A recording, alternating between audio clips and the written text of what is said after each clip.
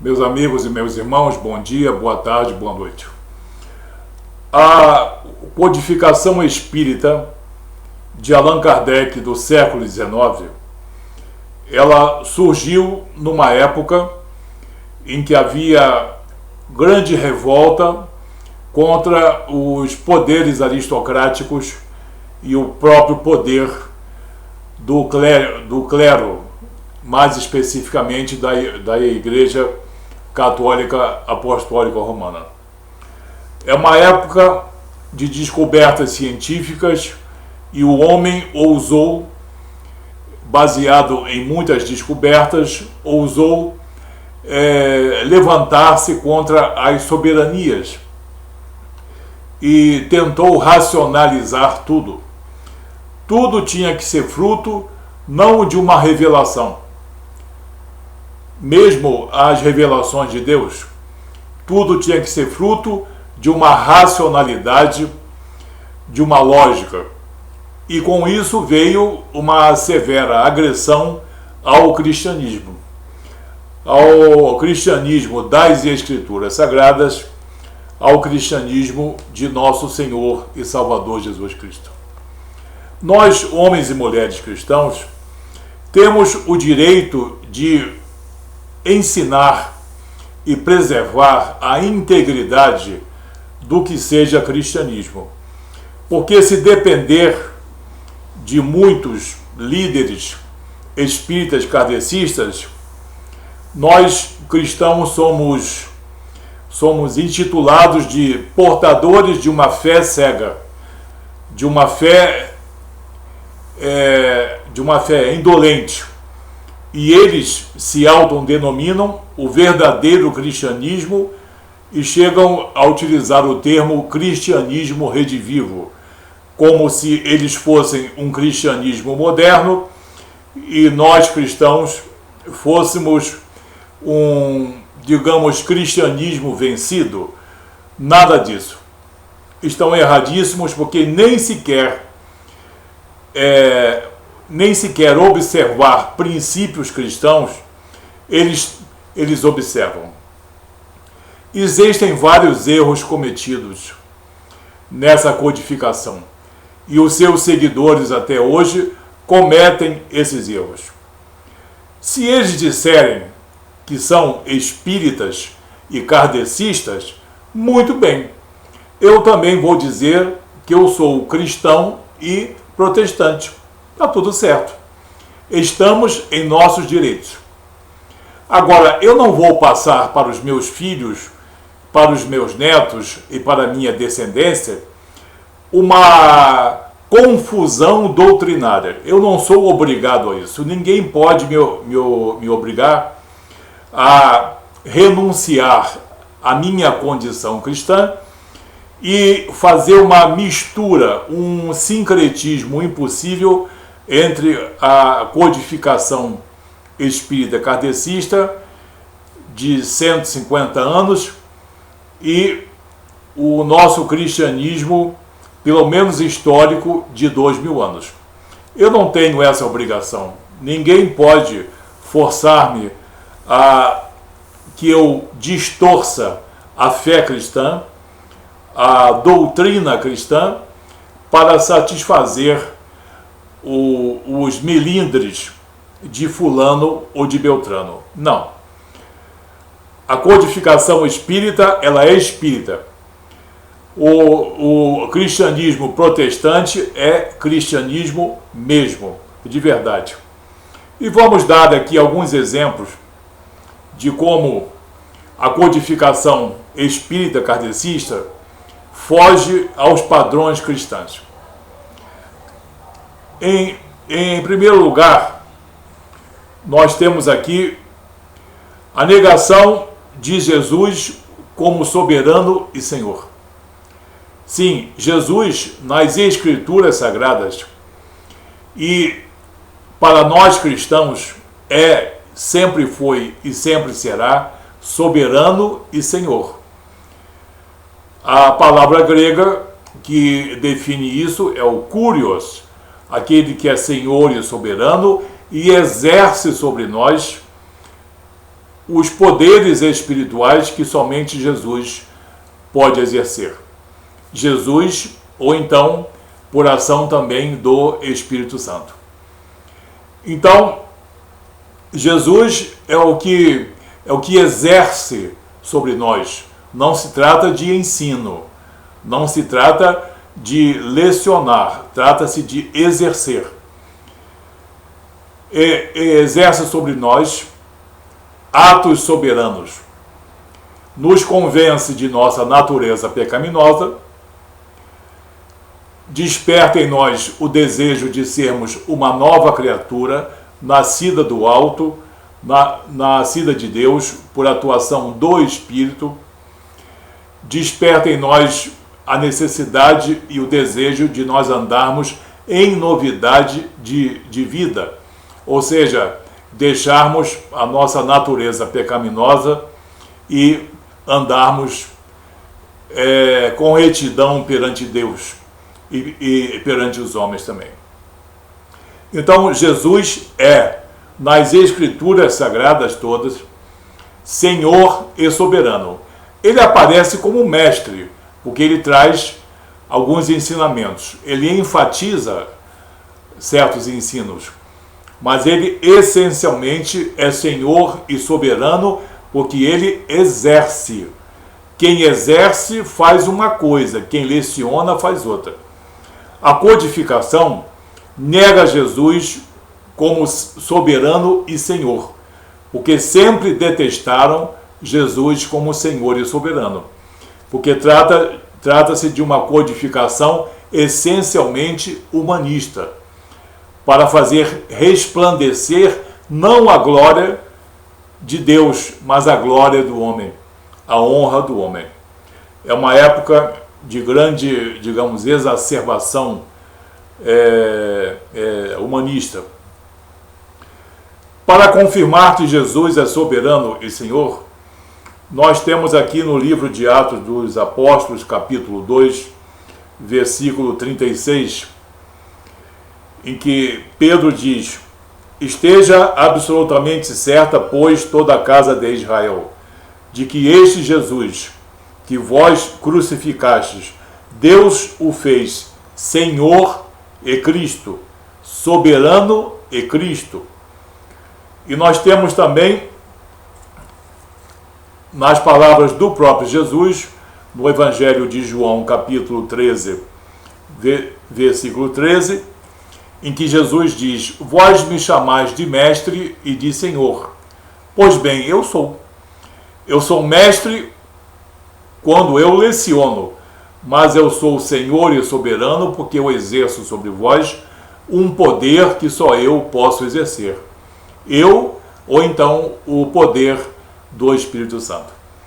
Então, nós cristãos sabemos que Jesus não pode ser destituído da sua condição de soberano e Senhor, senão isso atenta contra a personalidade de Jesus, a sua identidade e a sua missão. Então, a primeira imperfeição da codificação espírita, quando quer passar-se como uma vertente cristã, é essa, a negação de Jesus como soberano e como Senhor. Um segundo erro é quanto às Escrituras Sagradas. Jesus Cristo prestigiou as Escrituras Sagradas. Nós cristãos, dentro do nosso direito, nós temos as Escrituras Sagradas como única regra de fé. Nós amamos e nós respeitamos as Escrituras Sagradas. Nós conhecemos elas e nós sabemos que elas têm uma grande importância, não só na formação de nossa identidade e de nosso caráter cristão, mas no seio da família, no seio da sociedade, no seio da civilização ocidental. As Escrituras Sagradas, e todo historiador sabe disso, elas têm um peso muito grande. Então, a codificação não considera as Escrituras Sagradas como dignas de crédito e diz que a maior parte delas pode ser desprezada somente aproveitando-se os ensinamentos morais de Jesus? Eles digam isso, mas nós dizemos justamente o contrário. E o próprio Jesus dá total e absoluta credibilidade às Escrituras Sagradas. Você vê que a codificação espírita não dá credibilidade às Escrituras Sagradas. Nós cristãos e também Jesus Cristo dá essa credibilidade. No Evangelho de Mateus, capítulo 22, versículo 29, Jesus respondeu aos homens saduceus, e ele estava conversando sobre ressurreição. Jesus responde: errais não conhecendo as Escrituras e nem o poder de Deus. Então, Jesus está dando crédito às Escrituras. No Evangelho de João, capítulo 17, versículo 17, Jesus, na sua oração sacerdotal, dirige-se ao Pai e diz: Pai, santifica-os na verdade, a tua palavra é a verdade. Então, as Escrituras Sagradas são verdadeiras para nós cristãos e para o próprio Jesus. Nós não temos o direito, nós cristãos, de preservarmos a integridade delas. Temos sim. Temos o compromisso, o direito e o prazer de basearmos a nossa fé nas Escrituras Sagradas. Um terceiro ponto aqui, muito importante, muito grave, é que nós, cristãos, sabemos que o Espírito Santo de Deus é um Espírito proveniente de Deus Pai e de Deus Filho. É o Espírito que hoje, no caso, capacita todas as nossas igrejas cristãs. A nossa personalidade cristã, o nosso discernimento cristão vem pela palavra revelada e por atuação do Espírito Santo de Deus. Espírito Santo de Deus, que é um Espírito, mas a codificação transformou em uma doutrina cheia de mistérios e cheia de revelações modernas, né? Cheia de mistério que só eles conhecem, esotericamente. Mas Jesus não diz isso, não. No Evangelho de João, Jesus confirma que o Espírito Santo é um Espírito e que não era uma promessa para esse século ou para o século passado, mas já era um Espírito que animava os seus discípulos. No Evangelho de João, capítulo 14, versículos 16 e 17, Jesus diz: E eu rogarei ao Pai, e ele vos dará outro Consolador, para que fique convosco para sempre. Ponto. O Espírito de verdade. Espírito com E maiúsculo. Espírito de verdade, que o mundo não pode receber, porque não o vê nem o conhece, mas vós o conheceis. Ele estava se dirigindo aos seus discípulos. Vós o conheceis, porque ele habita convosco e estará em vós. Então, aqui Jesus prova que o Espírito Santo de Deus é um Espírito, não é uma codificação, que esse Espírito não é uma promessa para o futuro, é o Espírito que já estava capacitando os discípulos de Jesus, e o Espírito Santo foi o que gerou Jesus no ventre de uma virgem, e o Espírito Santo foi o Espírito das regiões celestiais que capacitou Jesus durante toda a sua vida missionária, e foi o Espírito Santo de Deus que ressuscitou Jesus dentre os mortos. Então, dizer que o Espírito Santo de Deus não existe, e na verdade seria uma promessa talvez para o século XIX, XX, XXI, não é verdade. Jesus é quem afirma isso. E no Evangelho de João também, no capítulo 14, versículo 26, Jesus afirma: mas aquele Consolador, vírgula, o Espírito Santo, que o Pai enviará em meu nome, esse vos ensinará todas as coisas e vos fará lembrar de tudo quanto vos tenho dito. Então, aquele Consolador, o Espírito Santo, que o Pai enviará em meu nome. Portanto, é um Espírito celestial, promessa de Deus Pai e promessa de Deus Filho. Promessa essa que está sendo desmentida pelos próprios seguidores da codificação. Então você vê que a codificação, quando nega o Espírito Santo de Deus, comete um erro e um pecado extremamente grosseiro. Porque qualquer pessoa que quiser constatar, pode ver em João 14, 16, 17 e 26, que a verdade está com Jesus, com as Escrituras Sagradas.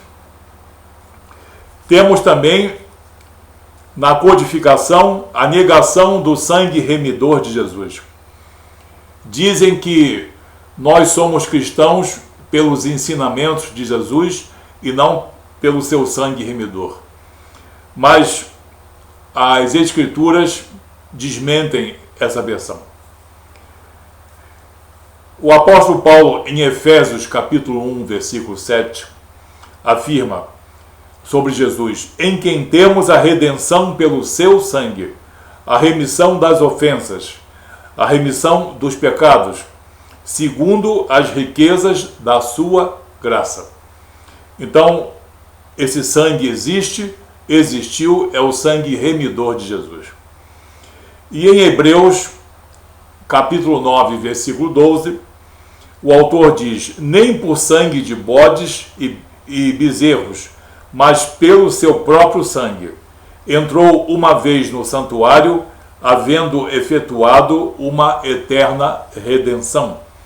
Tendo efetuado uma eterna redenção. Então, negar o sangue remidor de Jesus é outro erro bastante grosseiro cometida pelos seguidores da codificação kardecista. Em quinto lugar, uma coisa que eles fazem muita questão é de negar a morte voluntária, a morte sacrificial, a morte vicária de nosso Senhor e Salvador Jesus Cristo. Mas o próprio Jesus desmente isso. O próprio Jesus confirma que a sua morte foi uma morte por entrega voluntária. Olha somente o que Jesus diz no Evangelho de João, capítulo 10, versículo 17 e 18. Por isso o Pai me ama, porque eu dou a minha vida para a tomar. Ninguém a tira de mim, mas eu de mim mesmo a dou. Tenho poder para dar e para poder tornar a tomá-la. Este mandamento eu recebi de meu Pai. Jesus diz: eu dou a minha vida e volto a tomá-la. Ninguém a tira de mim. Se ninguém a tira de mim, Jesus foi morto na cruz por sua vontade, por sua permissão. E também no Evangelho de Mateus, capítulo 16, versículo 23, Jesus repreende Pedro quando Pedro não entende o que Jesus diz sobre a sua necessidade de ser morto e ser ressurreto. No Evangelho de Mateus, capítulo 16, versículo 23, quando Pedro diz a Jesus que ele não deveria ser morto, Jesus repreende e diz: ele, porém, voltando-se, disse a Pedro: para trás de mim, Satanás, que me serves de escândalo, porque não compreendes as coisas que são de Deus, mas só as coisas que são dos homens. Quer dizer, Pedro, preservar a minha vida você quer, como meu amigo, mas eu e meu pai planejamos outra coisa. Você não entende os propósitos meus, nem os propósitos de meu pai, que é morrer em holocausto perfeito para a vida eterna de vocês. Então nós vemos aqui como a codificação espírita kardecista nega 5 princípios cristãos sem os quais não é possível alguém definir-se como cristão. Não é mesmo? E nós cristãos temos que tornar pública a nossa condição cristã, como eles se acham no direito de negar a nossa condição cristã e chamar para eles um tal de cristianismo redivivo, que eu posso até definir o que eles querem dizer, mas é algo que não existe. Que Deus abençoe você, precavenha-se contra todos aqueles que se voltam contra a obra redentora de Jesus e contra as Escrituras Sagradas. Que Deus abençoe você, em nome de Jesus.